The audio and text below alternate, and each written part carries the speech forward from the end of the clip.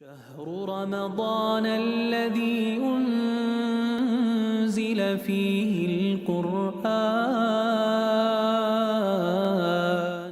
Shaykh, usually the word taqwa, people say that means fearing Allah. What do you say about it?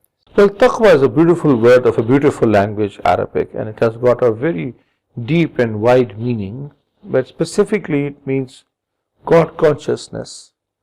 It does also mean to fear God. The translation is not inaccurate. However, remember that the classic scholars have defined three kinds of fear.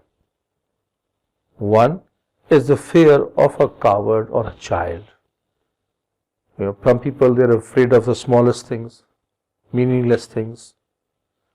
That would be more of a sort of a shortcoming on a person's behalf. Some people fear what we call the second kind of fear, and it's a fear of a cautious man. That a person is afraid, I'm afraid of a snake.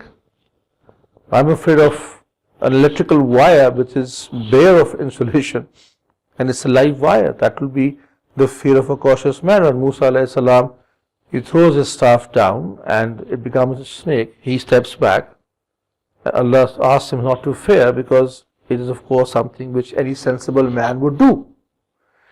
But then there is a third kind of fear, and that's fear of falling from grace of someone you love. I love my parents, and I would never want to do something, so I would fall from their good books. I would lose that position. The fear of Allah is like the fear of a loved one. After all, He is the most beloved one. We don't want to do something. We fear doing something. We don't actually fear Him in that sense, but to understand, to fear to do something that might result in falling from His grace. May Allah grant us taqwa.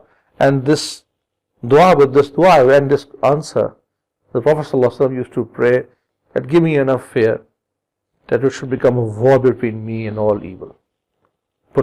May Allah protect us from all evil. Amen.